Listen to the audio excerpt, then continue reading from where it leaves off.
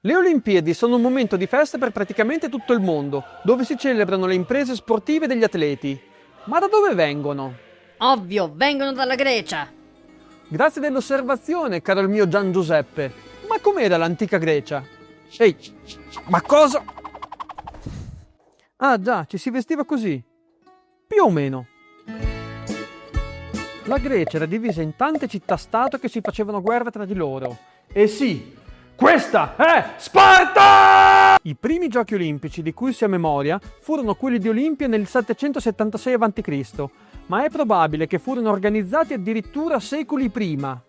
Lo scopo principale delle Olimpiadi era onorare Zeus, il re degli dei. Il nome Olimpiade viene ovviamente dal Monte Olimpo, la casa degli dei greci, che si trova qui. Nel mese che precedeva i Giochi Olimpici venivano interrotte tutte le guerre per permettere ad ogni atleta greco di partecipare. Questo periodo veniva chiamato tregua olimpica, ma la tregua riguardava solo ciò che era fuori dai giochi, perché le Olimpiadi erano una vera e propria guerra. Ecco alcune discipline. Pugilato. Guanti di protezione? Semmai guanti di cuoio, che invece di proteggere servivano a rendere i colpi ancora più duri. Categorie di peso? E perché mai? Si poteva affrontare un lottatore di qualunque stazza. Lotta. Bisognava atterrare l'avversario o portarlo fuori dal ring per 3 volte. Erano vietati i colpi bassi, ma se per caso spezzavi le dita dell'avversario, l'arbitro poteva chiudere un occhio. Pancrazio. Era un misto di pugilato e lotta, un po' come nel torneo di arti marziali di Dragon Ball. Uniche regole. Niente morsi o dita negli occhi. Colpi bassi? Nessun problema. Strozzare l'avversario? Ma certo! Si poteva fare qualunque cosa per vincere. Corsa in armi. Si correva come un soldato, ovvero con schinieri, scudo ed elmo. E se faceva caldo? Quello era un problema tuo. Corsa dei carri. Norme di sicurezza? Che roba sono? Sportellate? È il minimo che ci si aspetta. Già che ci siamo, perché non buttare fuori l'avversario? E se ci scappa il morto? Wow, che spettacolo! Pentathlon. Era la disciplina più importante di tutte e consisteva in 5 prove che richiedevano forza, resistenza, velocità e saggezza. L'apice dell'atleta greco. Le prove si disputavano in questo ordine. Corsa. Salto in lungo. No, non così, ma così. Senza rincorsa, aiutandosi con i pesi alle mani. Lancio del disco. Lancio del giavellotto e lotta. Ah già, per mostrare rispetto verso Zeus e per evitare che gli atleti imbrogliassero, tutte queste discipline dovevano essere svolte senza vestiti. Cosa? Ma quindi gareggiavano nudi? Eh sì. Pensate che a seguito di uno scandalo si decise che persino gli allenatori avrebbero dovuto partecipare nudi. Ma per evitare che l'algoritmo di YouTube mi demonetizzi questo video, io ho lasciato i vestiti. In generale, le Olimpiadi erano una forma alternativa di guerra tra le varie città, dove gli atleti erano determinati a vincere a qualunque costo per tenere alto l'onore della patria. I vincitori venivano premiati con una corona d'alloro e una volta tornati a casa venivano celebrati e onorati. Ci sono stati degli atleti talmente incredibili che i loro nomi sono passati alla storia. Le loro gesta furono narrate dai migliori scrittori e poeti dell'epoca, un po' come facciamo noi con squadre sportive dei giorni nostri. Il concetto di vittoria a qualunque costo portò a diversi scandali, dove vari atleti, pur di vincere, imbrogliarono. Ma non mancavano anche discussioni di questo tipo. Io sono sciita, di una cultura diversa. Ma com'è possibile che la gente si diverte a vedere uomini che combattono tra loro nudi? Cosa c'è di bello nel vedere gente grondare sangue o che viene strangolata? Non capisci, Nakarsi? Sono una figata! Se vieni a vedere i giochi di persona, non potrai non meravigliarti di fronte al coraggio, alla bellezza e alla determinazione degli atleti. Oppure discussioni di questo tipo. Dopo secoli di Olimpiadi si sono formati degli atleti professionisti che non fanno altro che allenarsi. Ah, signora mia! In che mondo siamo finiti? Dove sono gli antichi ideali dell'eroismo olimpico, quando gli atleti mostravano una dedizione genuina? Già. Insomma, i Giochi Olimpici erano un vero e proprio rituale di enorme importanza per tutti i greci. Pensate che nel Tempio di Olimpia fu eretta una statua di Zeus fatta in oro e avorio che era considerata una delle 7 meraviglie del mondo antico. E quali erano le altre 6 meraviglie? Queste. Ah, dimenticavo! Le donne non potevano né partecipare né assistere ai giochi. Lo so, erano altri tempi. Però era stato creato un evento parallelo, una sorta di Olimpiade femminile. Era Aia, dedicato alla dea greca Era. Si trattava di un evento più ridotto, ma il principio era lo stesso delle Olimpiadi. Si gareggiava per la gloria. Ma io so già che cosa vi state chiedendo, furbacchioni. Ma le donne gareggiavano nude? Ecco appunto. Non si hanno certezze, ma pare che per la maggior parte delle discipline indossassero una vestaglia. Con l'arrivo di nuove colonie e con le conquiste di Alessandro Magno si espanse l'influenza e la cultura greca.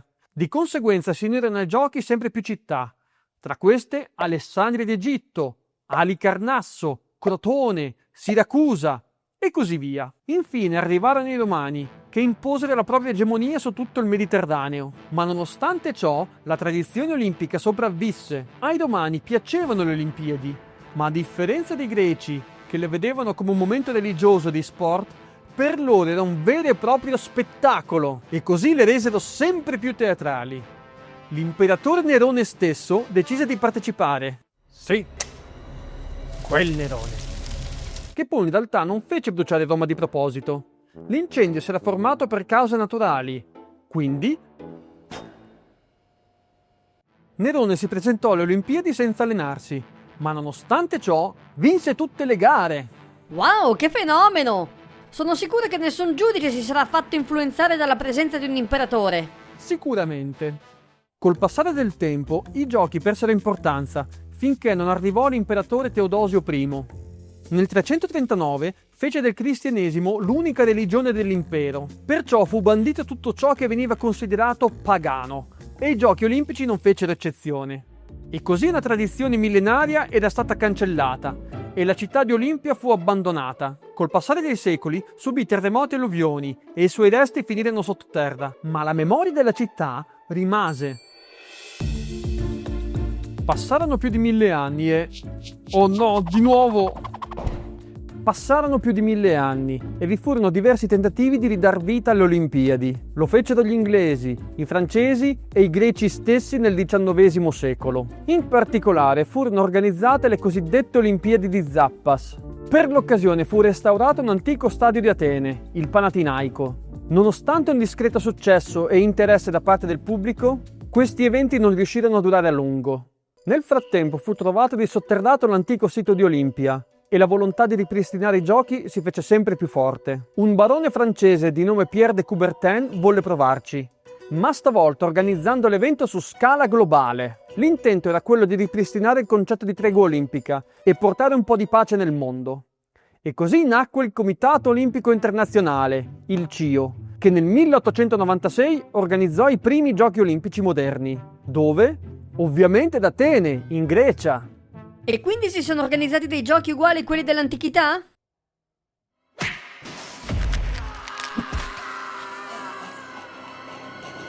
Per Zeus, no! I tempi erano cambiati. Innanzitutto gli atleti dovevano indossare i vestiti e dal momento che si trattava di un evento globale, la manifestazione non poteva più essere religiosa, ma solamente sportiva. E allora quali discipline vennero disputate? Quelle dei tempi dei greci? No, o meglio, solo alcune di esse, quelle più adatte ai giorni nostri. Nelle prime edizioni vennero introdotte nuove discipline, tra cui pesca, gare in mongolfiera, corsa in motoscafo, palla basca, che vennero accantonate poco dopo. Ma c'erano due grandi novità. La prima erano gli sport a squadre, la seconda era la partecipazione delle donne. Ma parliamo di una delle discipline olimpiche più famose, la maratona. Essa trae origine dalla città greca di Maratona. Ah già, mi devo cambiare di nuovo. Ehi, tiratemi i vestiti! Grazie. Lì si svolse una battaglia cruciale tra i greci e l'impero persiano. I greci la vinsero, impedendo agli invasori di conquistare la penisola ellenica.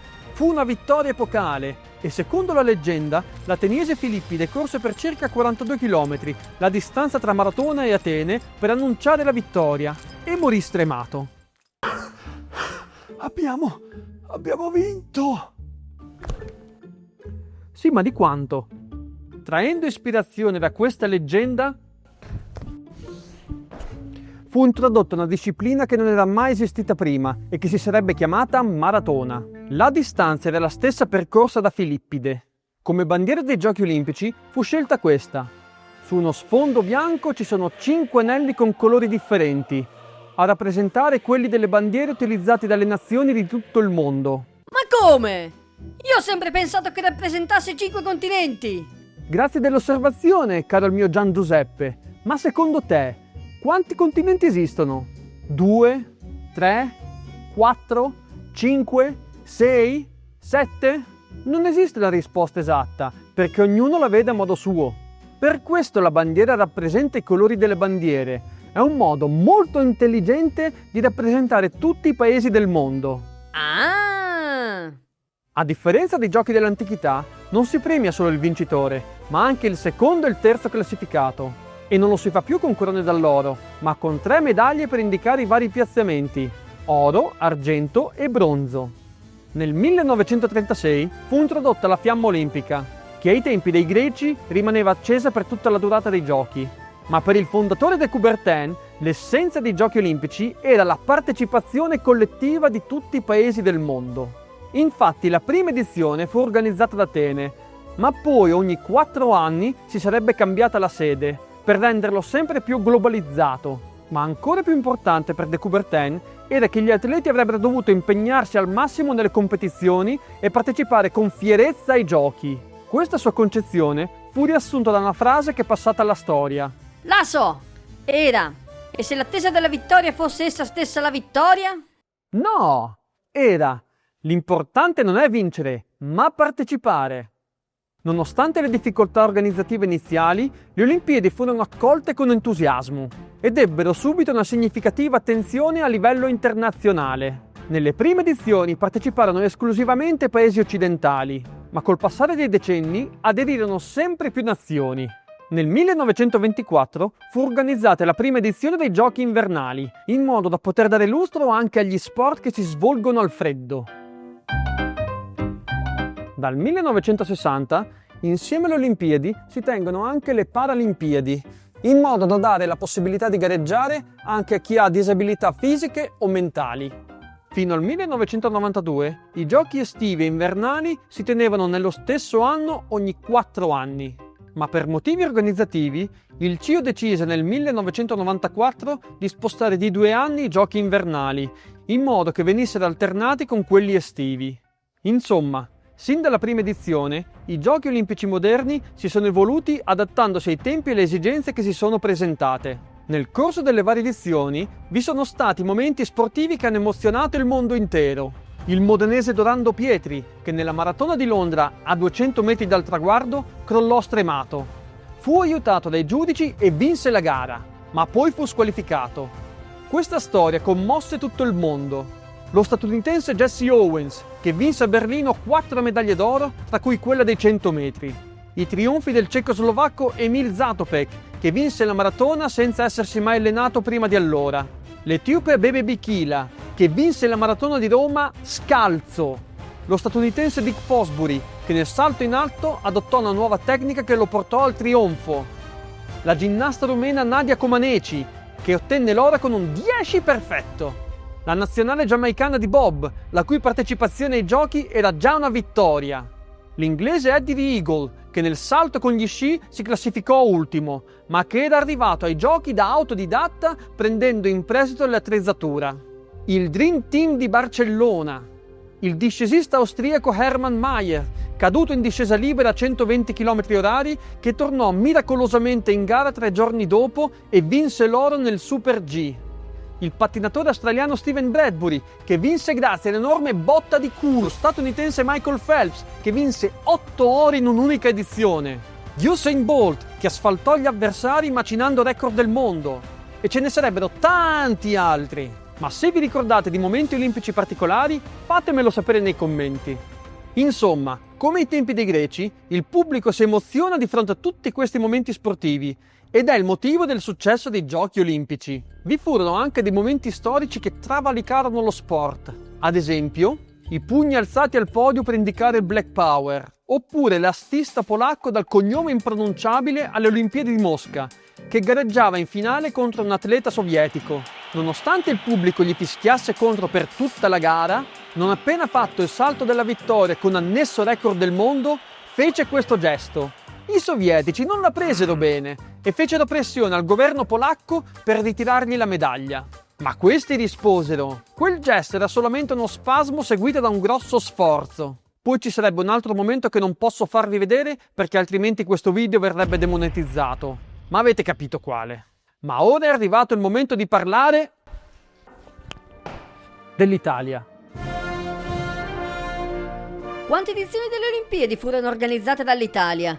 Roma doveva ospitare l'edizione del 1908, ma 2 anni prima il Vesuvio eruttò, causando centinaia di morti e distruzione. Il governo dovette dirottare i fondi dei giochi ai soccorsi delle città colpite dal vulcano e così Londra si aggiudicò l'edizione del 1908. A Cortina d'Ampezzo furono assegnati i giochi del 1944, ma a causa della seconda guerra mondiale saltarono e poté ospitarli solo nel 1956. 4 anni dopo anche Roma ebbe il suo riscatto e ospitò i giochi estivi del 60. Nel 2006 i giochi invernali si svolsero a Torino e infine, come sappiamo tutti, Cortina tornerà a ospitare le Olimpiadi insieme a Milano nel 2026. Questa edizione sarà una novità perché per la prima volta le gare saranno svolte in luoghi che distano centinaia di chilometri, un modo per rendere i giochi sempre più sostenibili. Dal punto di vista sportivo non mancano i momenti di gloria per l'Italia. Pietro Mennea col record del mondo dei 200 metri, Alberto Tomba che fece fermare la diretta di Sanremo per far vedere il suo trionfo nello slalom speciale, la squadra dello sci di fondo del 94 che batté i norvegesi davanti al loro pubblico, Valentina Vezzali che è andata a medaglia per 16 anni di fila, Jacobs e Tamberi che trionfarono a distanza di 5 minuti, la staffetta della 4% che soffiò l'oro ai britannici all'ultimo metro e ce ne sarebbero tanti altri. Di nuovo, se vi vengono in mente momenti di gloria italiani, fatemelo sapere nei commenti. Ma c'è un momento olimpico dell'Italia che mi ha particolarmente colpito. Nei giochi invernali di Innsbruck del 1964, il bobbista italiano Eugenio Monti stava gareggiando per la medaglia. A un certo punto ai rivali britannici si guastò il bob e avevano bisogno di un nuovo bullone. Monti glielo prestò senza farsi problemi e alla fine gli inglesi vinsero l'oro, mentre lui ottenne il bronzo. Questo gesto di enorme sportività indusse il CIO a premiare l'aiuto prezioso di Monti con un nuovo trofeo creato ad hoc. Trattandosi di un episodio che incarnava lo spirito promosso dal fondatore delle Olimpiadi, fu creato il Pierre de Coubertin World Trophy. Wow, l'Italia deve essere stata orgogliosa di questo! Certamente, infatti la stampa lo attaccò per avere buttato una medaglia d'argento. Egli rispose in maniera elegante: i britannici non hanno vinto grazie al mio bullone, ma perché sono andati più veloci di me. Chissà se nei giochi di Milano Cortina vivremo nuovi successi olimpici italiani. Ecco, l'ha detto. Oddio, speriamo che questo video non invecchi male. Se vi è piaciuto questo video, mi raccomando, mettete mi piace e iscrivetevi al canale, altrimenti vi sfido a Pancrazio!